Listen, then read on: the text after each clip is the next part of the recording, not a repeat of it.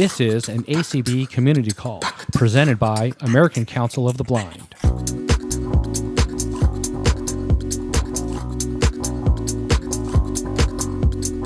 This Unmute Presents community call was hosted on Tuesday, May 16th, 2023.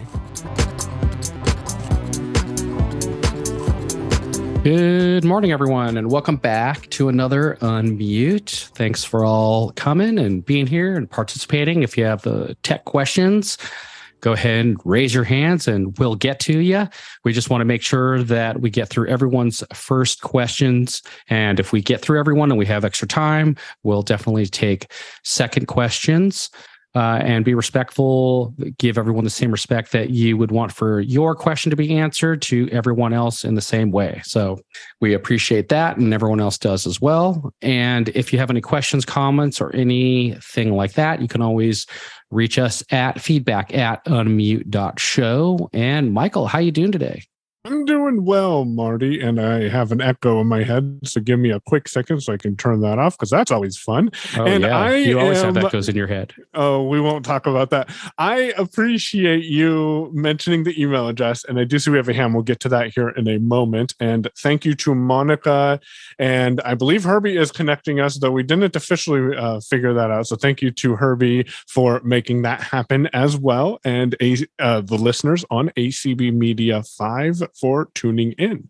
I'm going to give you a recap of some of the content that's been published on Unmute, but Marty did mention the email, and we are working on some interesting projects. So if you have any positive and or negative feedback about Unmute and the content that we're producing, we don't like to ask for feedback a lot, but we're in the process of trying to gather some of that to improve the experience for everyone. So if you have any feedback, again, positive and negative, please write that out and or share it with us live, and we will gather that up and make some changes to help produce a more streamlined and better experience for everyone involved. Now, on Sunday, we published an audio, and I didn't tell Marty that I was going to do this, but I got to mention and be fully transparent.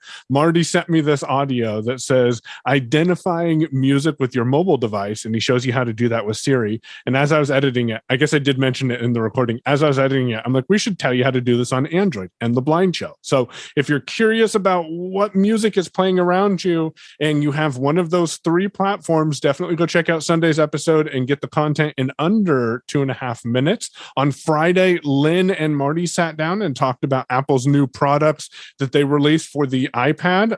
Apple had some good announcements today. I wonder if Marty wants to talk about that in a moment. And then they also recapped the Google I/O event. On Thursday, we published a podcast episode with Lucy from Games to Play with Lady A, and she came and talked about Lady A and different basic tasks you can do. And sometimes it's those everyday tasks that we complete and we don't really think about it. So she goes over some of those basic tips as well for you. And then, of course, we published last Tuesday's call. So I'm going to actually ask Monica if we have any hands, and Marty has some talking points to fill if we don't have any. So Monica, do we have any hands? Okay, we have Christy. Hey, Christy, how are you doing? Hello, how are you doing? Good, thanks. Good. Two questions. One, do you have a recommendation for a phone recording app? Like if I need to record some phone calls. And two, is there a way for a blind person to use the Measure app?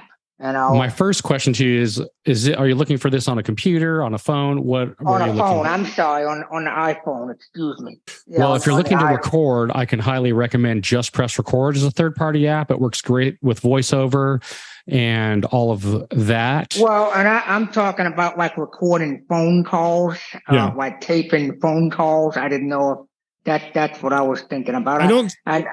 There isn't anything like that? Yeah, I don't think Apple lets you do that, and someone will let us know for sure if we're incorrect in that, but I don't think you have the capability of recording phone calls on the phone. However, and here's something to be aware of, because I'm all about finding, loopholes and stuff.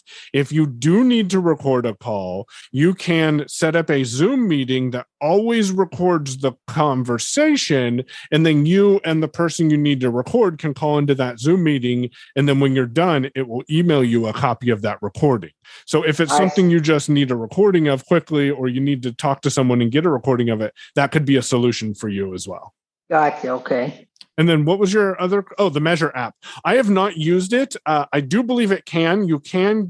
So in the Measure app itself, there's additional functionality. So if you have a phone that supports LiDAR, for example, on the Pro. Okay. So in the Measure app, you can go in there and you can configure it to let you know about different objects in your environment. And it can also give you the distance between you and a person in front of you.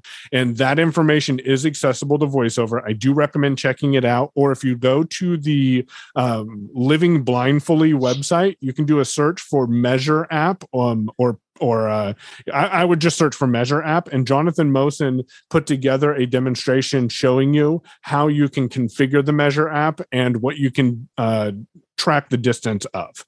You might want to say Measure app with accessibility or with VoiceOver. Otherwise, it might show you. No, Living Blindfully is all going to be accessible. So if you just type in Measure app and search, it'll bring up all of the posts that he's done with VoiceOver in the Measure app. Okay, I can do that. Thank you. Yeah. Next, we have Beth. Hey, Beth. Okay, yeah, I just got an iPhone 13 mini, and I'm wondering, since it doesn't have a home button, I go like start from the bottom and kind of hold, and then go up, and I can sometimes I hit app switcher when I don't want to, like, and then like, just say if I'm going from one app, just say I'm going from, just say, clock to YouTube, just say, sometimes I go hit app switcher when I don't want to, or I'm on YouTube. And so how do I do that? Sometimes I do it right. Sometimes it goes out of that app. Yeah. Okay, so there's two things.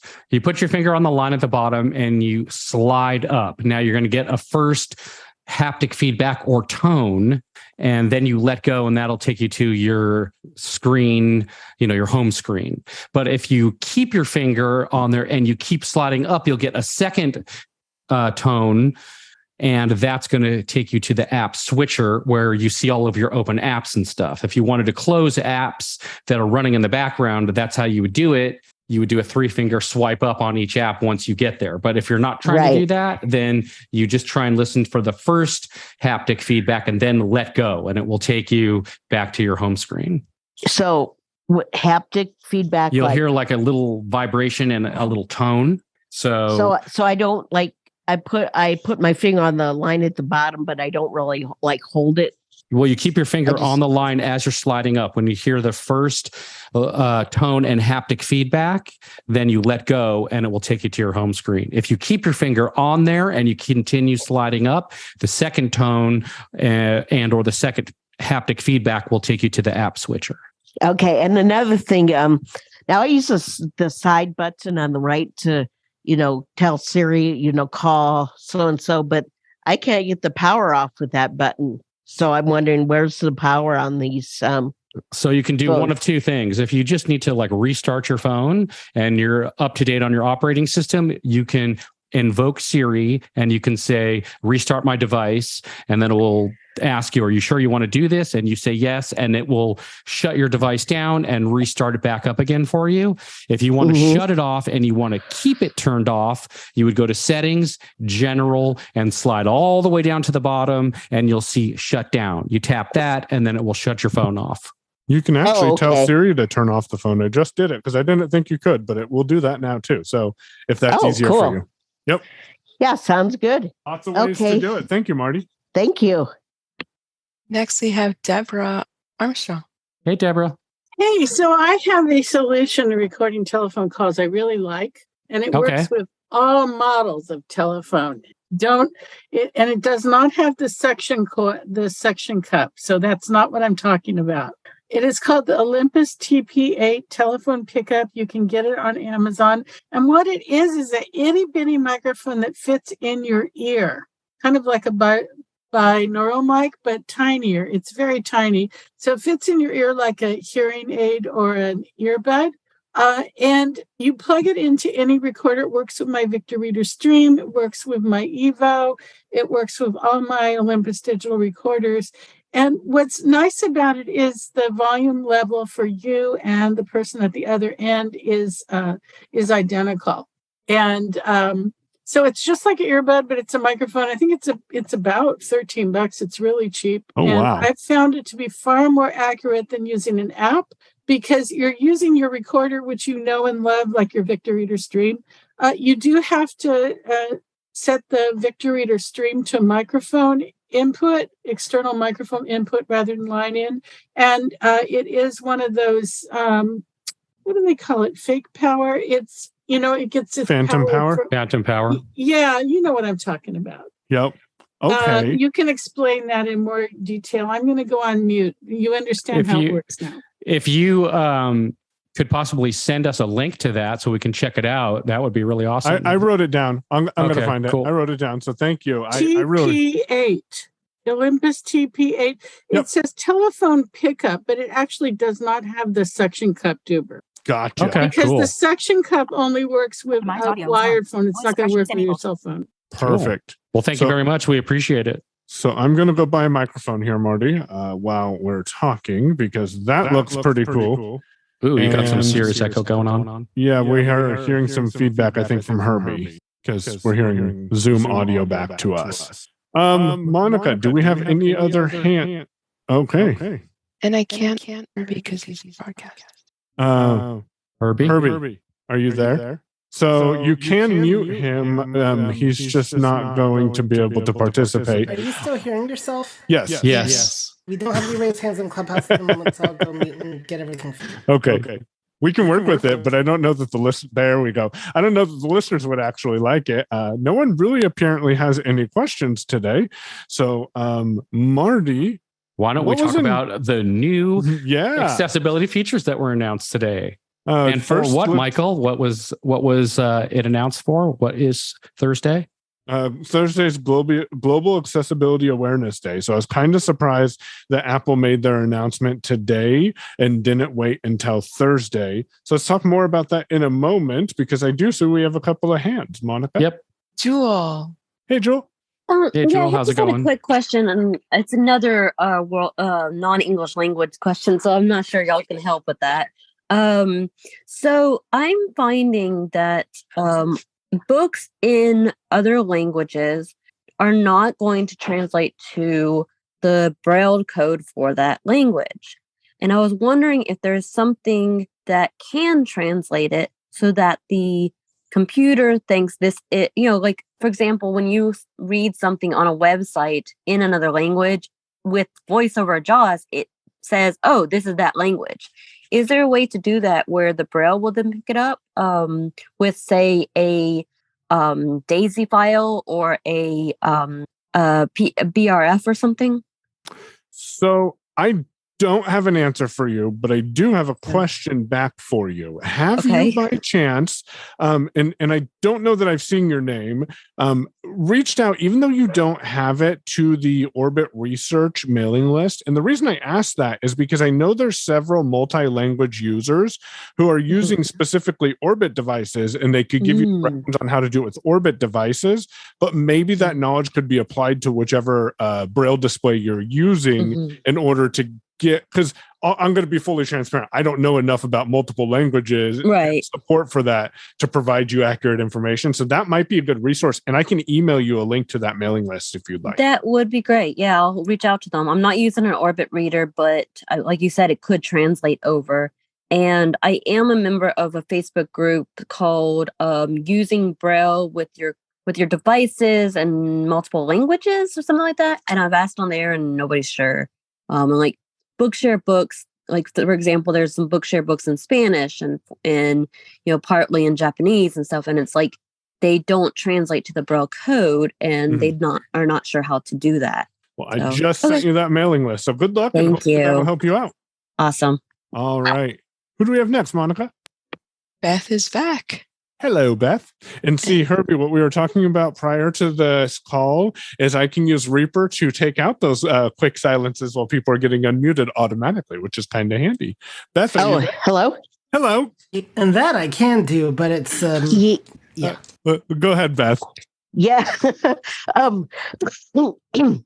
Somebody was mentioning about a recorder. Now, I have voice recorder on my phone. Back then, I didn't know just press record was another app. But yeah, I was wondering how I can get my stuff. Like there are some things off voice recorder I do want to keep. So how can I get it off? Then I'll delete that voice recorder and probably put that just press record, because voice recorder, that can be very confusing to use. And when I go in the app, it kind of like, it's almost like the voiceover is on like talking on the phone, like you almost have to, like it goes through your phone. Like just say, you're talking on the phone and you hear the person from the other end. So I don't know, but it's kind of hard. So I think I understand what you're saying. Marty, do you have any suggestions for Beth? I'm not exactly sure what you're trying to do, Beth, to be honest with you. Well, I'm trying to take stuff off because I have voice recorder app and I have something that somebody sent me from their Dropbox and I put it in voice recorder. Right. It's this lady singing, this blind lady. And yeah, she went to Iowa Braille and Sight Saving School a long time ago. And I want to keep that, but I don't know how do I put that on my computer, or do you want to keep what's in the Dropbox or what you put into your voice recorder? I put that file. It's a file. Put that in my voice recorder. Yeah. So you can download that from the Dropbox and save it anywhere you want on your computer. You would just have to choose where you want to save it. So documents or desktop or whatever the case may be. Unless you've brought it into your voice recorder software and then made changes to it, then you probably could export it and save it wherever you wanted. There's probably an export feature out of your audio software that you're using. Yeah, I'm not really sure. So Beth, what I would look for, because I think you're using Voice Memos, which is the built-in app. Yeah, I'm using that too. If you open the recording you can play it, right? If you find the ones that you want to back up or keep keep out of the app, just to be safe, hit that share button on there and just email it to yourself. And then you'll have a copy of it in your email saved. And then if you delete the application, it should still be in your email there. And then when you get Just Press Record, if you want to bring it into that application, open the email that you sent yourself and then tell it to open the file and Just Press Record. And then you'll have a copy in your email, and then you'll have a copy in Just Press Record. I don't think you need to worry about losing any content out of Voice Memos if that's the app you're using, because Voice Memos stores its information in iCloud. So even if you deleted it, you're not going to lose the recordings. But if you want to back them up and have a copy of it, that could be a good solution for you. Yeah, one of the things is that you could open the share sheet and save it to files, and then you could put it anywhere you want, documents or wherever you want to put it. Right. I'm using that in voice recorder. It says voice recording and an audio editor. It's now I do have Voice Memos, but I use the voice recorder, which is that on your Windows machine that you're doing that? That's on my iPhone. It's your voice recorder is the app. I put it on there a long time ago, probably when I had an iPhone 7. I don't know, but I didn't know about just press record. Yeah, that's a really good one. It's not too expensive, and it does allow you to save the files wherever you want. But by default, it creates a folder in your folder structure, and you can go find it, and you'll see that it says Just Press Record, and anything you record will be there. But the cool thing about that app is it can also take the audio and turn it into text. So you can do that as well. So if you were to record something into it, it will do both at the same time. If you choose to set that up. Oh, sir. But some people just have Voice Memos and that's all they really need. Right? Exactly. But that doesn't translate your text though. Right. So even voice recorder, I can still share that file to myself. Yep. You should be able to show that to yourself and hopefully that helps you. And again, Beth, if you need to go back to the podcast for today and you can listen to these mentions if you're like, I don't remember what they said, and hopefully that'll help you with finding that information. Okay. Okay. Well, thank you. No problem. Who do we have next, Monica? We have Chanel. Hey, Chanel. Okay, so I just thought of a question and I'll try to put it simply a little bit ago. So, thanks to your recommendation, I have been using Clean My Mac, and I am still, though, finding where I'll go to open a file on my Mac and it will suggest like apps from Boot Camp. And I think this is residual from when I used to have virtual VMware Fusion installed on here. And those apps, of course, are no longer available. And so, then it says, okay, delete app, but I am trying to find all these remnants or something so I can, not have them presented as options in my menu for open with, which is not a big deal in the grand scheme of things. But I was just curious if you knew of any better like app cleaners per se for the Mac or yeah. So Clean My Mac isn't cleaning those up for you? No, I can't, and I've was having a look now just myself poking around in the libraries and different things, but I found some what? I was going to say I wonder if you have some weird thing running from Boot Camp in the background, and because it's running, Clean My Mac won't uninstall it because it won't uninstall something that's running. Oh, yeah, I should take a look at my activity monitor and see what's going on in there. That's a good idea. So I would definitely try that. Okay, yeah, because it was from, the old, when I did virtual machine and you could do things called like share this drive or, share apps and share things. So, Boot Camp is obviously, I don't use virtual machine anymore. And whenever I say, okay, fine, open in this Word window Boot Camp app, it says, not available, or I don't remember the exact message, but I don't, but yeah, I can try to take a look. So most apps, when you install them, they don't just install the icon in the application folder, which a lot of apps do that, but a lot of them also put stuff in a bunch of other places. Now, when you go to remove the app, and if you don't have any special software, most people think that they delete the app from the applications folder and put it in the trash, and then it's all gone, which isn't typically what happens. So there used to be another app, which I cannot remember. This was years ago, but it was before Clean My Mac X. And you would see all it would do is remove apps. It would remove every remnant of it. The thing was you had to keep it not running. And then when you would take the icon and drop it into that space when that app is running, it would show you all the places it's removing any remnants of that. Now, Clean My Mac is supposed to do the same thing, although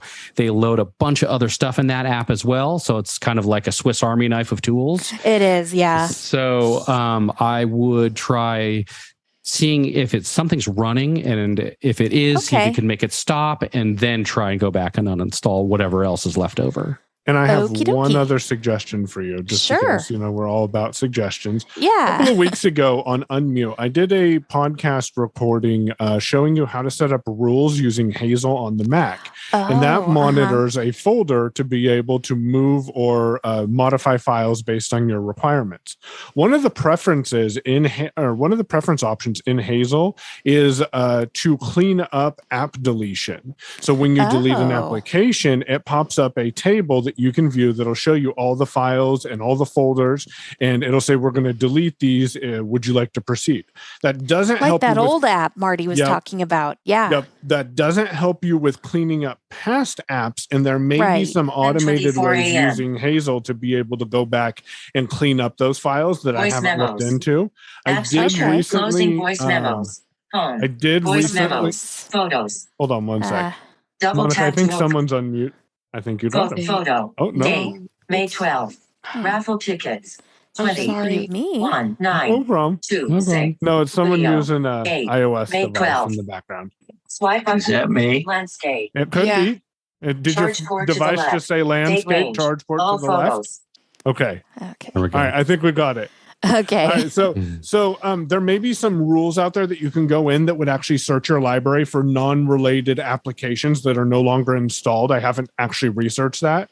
Hazel is not free. It's something like $32 or $40, somewhere in that price range. But to me, the value is well worth it. So that might be worth looking into. And then the last suggestion I have is a tool that I forgot about on the Mac until I was listening to a show, which is designed to go and clean up your Mac and kind of do a similar things to Clean My Mac. And it's called Onyx.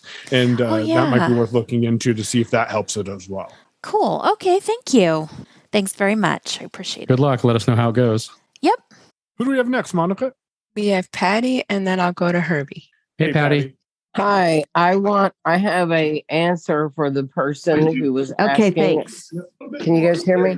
Yes. Yeah, we can hear you. Okay, thanks. You too. You're welcome. How about you mute yourself? Anyway, so I have an answer for the person who was asking about the voice recorder. All right, let's hear it.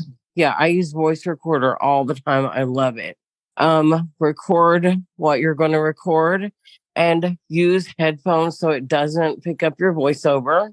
Then when you want to offload that for yourself, hit share, and then it will say share MP3, and you can share it to your OneDrive, to your Dropbox, wherever. And then you have either the options, if you want to delete your voice recorder after that or information from there, you have it on those drives. And you can also transcribe to text. You will hit share and then you swipe until you see transcribe to text. And there are lots of options in the updated version. So anyway, I love voice recorder and I couldn't do without it.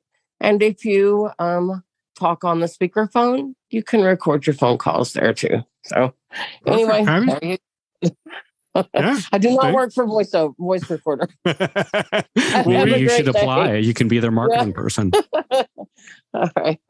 Thank you very much. We appreciate it. We'll take a look at it. Yeah, we appreciate that. And I'm sure Beth is thankful that you are a user of the Voice Recorders app. And that's a app I might have to check out. And thank you. Monica, who do we have next? I will go to Jewel. Hey, Joel. I thought Herbie had his hand up for somebody in Clubhouse. It's actually down now. Oh, okay. All right. I just want to give him that chance. So I also had a thought, a question. I have an interest in doing something with focus and or the what's it called? The one where you the accessibility feature where you can focus on specific apps, and I'm trying to figure out if there is a way to mute any app that is not actively running in the background. Is there any way to do that? Like, say I have like 3 apps running and I only want notifications from those 3 apps, but those apps can change. If you were to go into notifications and settings, you should be able to go through every app and tell it either turn on or off notifications altogether. Right. And then if you choose to turn them on, you can choose which thing, whether it's an audio, whether it's a band, or whatever it is, and be able to customize it that way. Right. But going through that list takes a while. And I don't want to have to turn them on and off every time I want to change my focus. I was hoping to find a way to, like, if I close an app out of the app switcher, it no longer sends notifications. If it's in the app switcher, it sends notifications. There's no way to do that. Not that I know of, unless you could do not disturb, or you can do like some focus mode where but when you go into that mode though, then like, for example, do not disturb is going to silence all the notifications. Right. And that's not what I want. Yeah. I like it. If I have, for example, Overcast and Mail and phone, Overcast, Mail, and Facebook open in my app switcher, and I want just notifications from those. But then I close Overcast, and I don't want notifications from Overcast. I don't know. I don't know how you could do that. I was going to suggest you could create a focus mode where you turn everything off except Overcast and whatever else. But I want it to be fluid. Yeah. No, I don't know how you could do that. Yeah. I was hoping that there was some way to do it, because that would be so easier than creating a whole bunch of focuses and having to switch between them or switch them on and off all the time. Because, that's a long list. What? So potentially what you could do, and I haven't looked there, but where I would go is to the Shortcuts app. Look under automations. And under automations, what I would do is if an app is closed, I think that might be an automation, then disable notifications on that app. Ew. I was kind of thinking that. I was like, well, I wish Darcy were here. So if that's not an automation, that's the way I would address that, because immediately, no, within the operating system, there isn't really that setup. Marty was right. You got to go in and pick and choose notifications. Takes too much time. Specific focus mode. If the apps were fairly regular and you just wanted to switch between, let's say you need to get notifications from 3 apps in the morning, and then in the afternoon you need 2 or 3 different apps, then you could set up some automated focus modes to switch between those. For example, every Monday from 11:09 a.m. to 11:27 a.m., which are very odd numbers, but it encompasses the time that I'm live, my phone automatically goes into do not disturb. The only person who can get through is Mallory, my wife. Even if someone calls me 3 or 4 times, within 20 seconds, they're not going to get through because I don't want to get interrupted. And I don't even think about that, which is kind of weird to pick up your phone and all of a sudden you're in a different focus mode and you're like, what's this? But it can also be handy, and that might be a way to hack around the idea for you. Unfortunately, my schedule is very fluid day to day and week to week, so it really doesn't work that way for me. But I'm thinking shortcuts might be an idea. Maybe I could reach out to Darcy. Yeah. He'll probably know more. Thank you. Of course, let us know what you find out, because that is an interesting problem to solve. All right, Monica, do we have anyone else? Yes, Juliana. Hello. Hi. Can you hear me? Yep. Oh, okay. I have a 12 mini iPhone and want to know what is hotspot and should I have it on? So in your house, do you have Wi-Fi? Yes. Okay. So hotspot on your phone works very similar to Wi-Fi in your house or in a coffee shop or anything like that. The only difference is the hotspot is coming from your phone. So say, for example, you're in a public place and you don't really trust the public Wi-Fi in an airport, in a coffee shop, something like that. You can put your phone into that mode, and then you take the device that you want to get on the internet with and you connect to your phone, and your phone will act as the hotspot. And nobody else could get on that if you have a password. I mean, they may see that it's broadcasting a name of your network like any other Wi-Fi would broadcast. But if you password protect it, you're the only one who can get on it and nobody else can get on it. And then it will use your data and, so you would want to check with your service provider to find out how much data they have on your plan. If they give that to you, if they don't, then you'll have to ask them what it would cost to add that feature. And it is different than, for example, if they tell you have unlimited data or you have 40 gigs of data or whatever the case is, that's only for your actual phone usage for yourself, not hotspot. That's a different data plan. Still confusing, but anyway. So Belle, let me see if I can help clarify a little bit, and this might work. So let's say that, and I'm going to use the blind shell as an example because the blind shell has a hotspot too, and we can apply this to the iPhone if it helps. But let's say you're out and about and you only have cell phone service on your blind shell, right? But you have your iPhone with you as well, and you need to check your bank account. Well, the blind shell doesn't have your bank app, or it doesn't have some app that you need to use on your iPhone that you need internet for.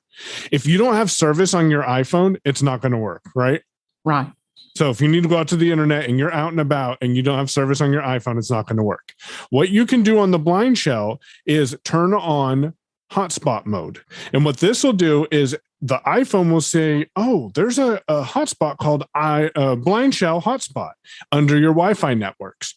So you connect your iPhone to the blind shell hotspot, and now you're connected to the blind shell, and you can use the internet as if you were using the internet from the blind shell, but you're using it from your iPhone. Does that make sense? Okay. So you can also connect a computer to your blind shell or to your iPhone's hotspot. It's like having a portable Wi-Fi network in your pocket. Your device, the blind shell becomes your wireless internet. So not to turn on the hotspot while I'm at home. This is when I go out somewhere. Only if you need to connect other devices that don't have cellular service. So you don't need it just to use the internet on your blind shell or on your iPhone. You would need it if you needed to give one of those devices internet. Okay. All right. And thanks. that's why I was saying check with your provider Yes. to see if they have given you any data for your hotspot option on your phone. And if not, how much would it cost to have some? Because if you don't do that and you turn it on and start using it and go, hey, this is great, you could get a big fat bill from whoever your carrier is for using a lot of data over your phone's hotspot.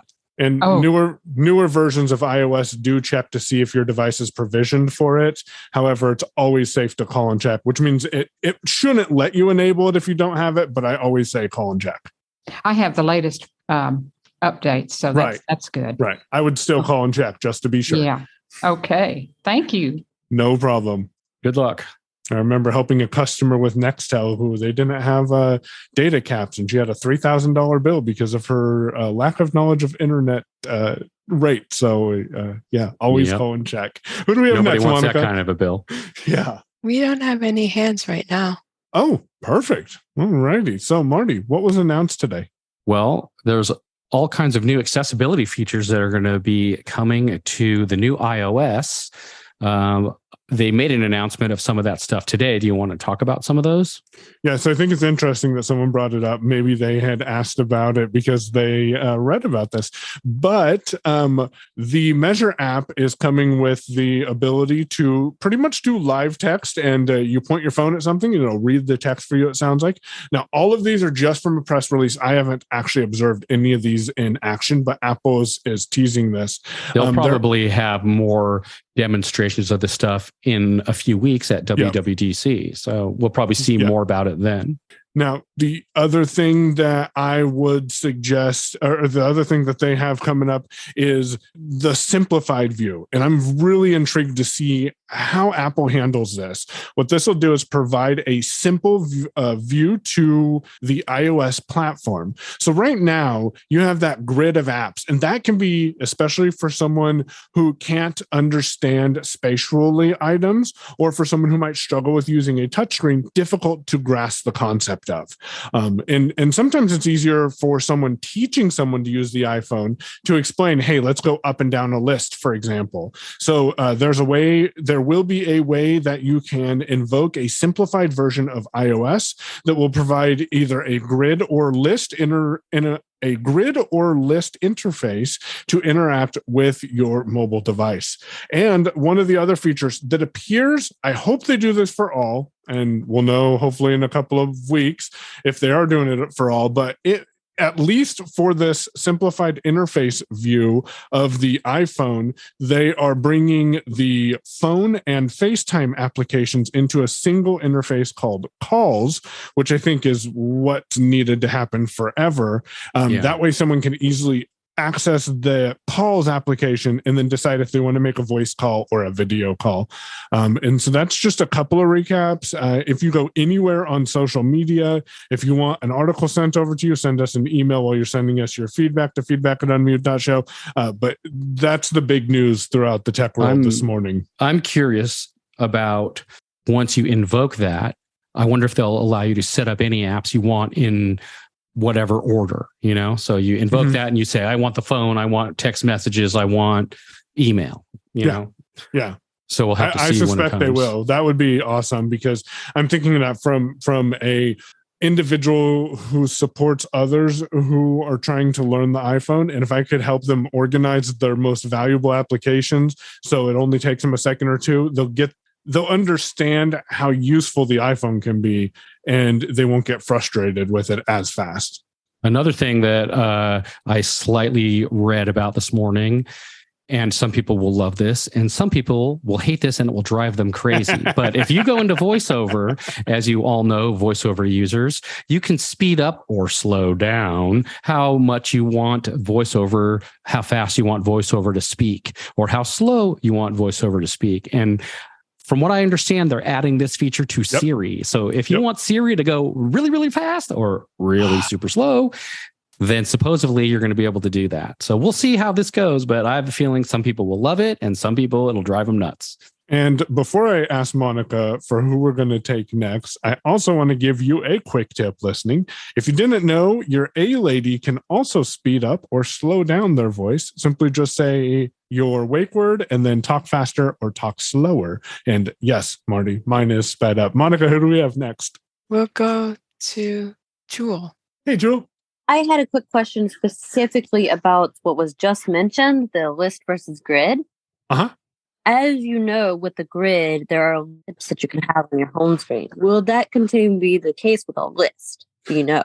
So I don't know, We but I don't suspect it would not, because what I suspect is going to happen is, and if people didn't know this, if you go over to the app library, so if you flick all the way over to the app library and you double tap on that edit field, that'll bring up a search, and you use Explore by Touch, you can feel towards the middle of the screen, and there's an alphabetical list of all of your applications, and those aren't separated into pages. So I think it's going to look a little bit like that interface. That would be awesome. Thank you. Yeah, no problem. Beth is next. Hey, Beth. Hey, Beth, again. You are muted. Oh, There you okay. are. Yeah, I just ran across something. Assistive touch. I know that. I noticed that on this iPhone 13 mini. So, what do they mean, assistive touch? Is that like people like maybe because I know this phone is extra sensitive when I touch things that I don't mean to touch. Now would I use that for something like that? So so what you're asking is, under the accessibility settings, what does it mean by assistive touch, correct? Right. And I'm not even at settings. When I was going to unmute, I heard assistive touch. I kind of forgot about that. I wasn't going to ask about that, but So it looks like, and I'm not familiar with this specific accessibility setting. I do recommend, if you haven't picked it up, check out Shelley Brisbane's iOS Access for All book, because she will go into explicit detail about which accessibility features relate to what. But it looks like the assistive touch is a button you can move around on the screen and have different applications to it. So if you need it, you can go in there and look at the configuration options to see if it fits your needs. Or, as I said, check out that book. I think Marty would suggest it as well. Yeah, definitely. It's a great book. Is One it other in thing Braille I would say is it could be in your rotor. You might want to check and see what's in your rotor, because if you're invoking the rotor, maybe there's some things in there that you are hitting that you don't mean to hit. So I would check and see what's on your rotor. And if you don't need certain things, you can remove them off the rotor so that you don't continue to accidentally hit them. Right. Yeah. And I was actually going to ask about, like, just say if I want to watch a lot of TV shows, I like the old TV shows. It's watchnow.com. If there's a website that a blind person can't use, just say, how can I find out who built the website or who set it up? Because then I could like maybe ask if they can make it accessible. So the best way in that instance that I have found is, if you're on a website that you can't access, reach out to the web developer and ask them, hey, is this something that you guys are able to do to make accessible? Here's some of the problems that I'm having. There is going to be, at this year's convention, some sessions dedicated to advocating for web accessibility and what you need to do, what you should do in those instances where you come across inaccessible content on the web. I don't know any additional details about it, but I do recommend that when you get registered on Thursday for a convention, you go ahead and look into those sessions and make sure to make those a priority if you're interested in web accessibility. Okay. Sounds good. Okay, thanks. Perfect, Beth. Yeah. Monica, do we have anyone else? Yes, Jewel. Hey, Jewel. I have something for Beth, actually. If you go into accessibility, physical and motor, and then touch, go down to touch accommodations, that is what you're looking for. It's going to be things like hold to touch, ignore, repeat touches, and the other one is, like, if you hold your finger on it, it'll recognize the last place you put your finger for a single touch. So those will probably be what you're looking for like random touches. Like, if you touch and then touch again, that's going to ignore the second touch until you hold for the right amount of time, for example. So that might help you. And another resource is under the voiceover settings. The last option, I believe it is touch sensitivity, and you can adjust that as well and see if that makes a difference. I was looking for that also. I couldn't find it. Thank you. Yep, no problem. That's the very last option in the voiceover settings. All right, Monica, do we have any other hands in the last 14 minutes that we have? We do not. Oh, okay. Well, everyone else knows their technology, so I'm glad to know that. If anyone has any tips for us or suggestions for information we provided, feel free to raise your hand. Marty, do you have anything you want to chat about? Has anyone here tried out Mastodon yet? You and mean my newest addiction? I would be curious to know what apps you're using. Yes, that's a very good question. Bell, and then I'll let Monica answer the other hands. But Bell, go ahead. You are muted. I'm sorry. There you are. There you go. Now we can hear you. I'm using my space bar too on my computer. Anyway, the Mastodon, is that a Twitter client or whatever? I don't even know what to ask. I don't tweet. I don't Facebook. I had thought about tweeting, and I had a Facebook at one time, but I would say it's more similar to like a Twitter. But my friends don't know anything about it. All they know is my sighted friends. They know Twitter. I mean, they don't know about Mastodon. Yeah, it's somewhat newer. I mean, it's only been out, and I don't even think it's been out a year at this point, or maybe it's been about a year. But Mastodon's been around since 2017, but it only gained popularity since September of 2022. Okay. So the cool thing about it is, you can get on there and be out there like everybody else, but you can also create your own, space or server where you're only talking to people on your own thing. And you don't have to deal with all the other chaos that's going on in the rest of the world, or advertisements or people saying stuff that you're not wanting to see or whatever the case may be. So it does have some really cool features in that way, which no other social media app or not many, let's say the big, huge social media apps don't allow you to do that. They want to, fire hose everything at you that they can possibly fire hose at you. Yeah. So, and it has gotten a lot easier to get set up now. I will tell you another plug for his podcast, because I'm not going to sit down and do as much of an in-depth tutorial that Jonathan Mosen did at the Living Blindfully podcast. If you search for Mona on his website, you'll find the 2-hour-long tutorial to give you a good understanding of how to get started on Mastodon, if that's something you're interested in. Which, to answer your question, as Marty said, it is like a Twitter alternative. It does let you post slightly longer posts dependent on the server that you're connected to, but it will allow you to post to people who are following you. And if you do get on Mastodon, you should just search for Payon and follow me as well, because why not? And then what you can do is you can actually read and reply to people's posts. Probably not in the very near future, but in the not too distant future, we may start producing some content showing you these. But if you want to get started now, as I said, go check out that podcast at Living Blindfully. And the bigger apps for Mastodon are voiceover accessible. They're really putting a lot of emphasis on making sure that the apps are accessible and they work with voiceover. So the bigger ones, the top 3 or 4 all work really well with voiceover. So that's a really good thing. They're getting out in front of all of that right away out of the gate. So that's kind of cool. Oh, that's great. All right, thanks. Thank you for raising your hand and asking there, Belle. I figured that some of the people in the audience would have some opinions about their favorite Mastodon app.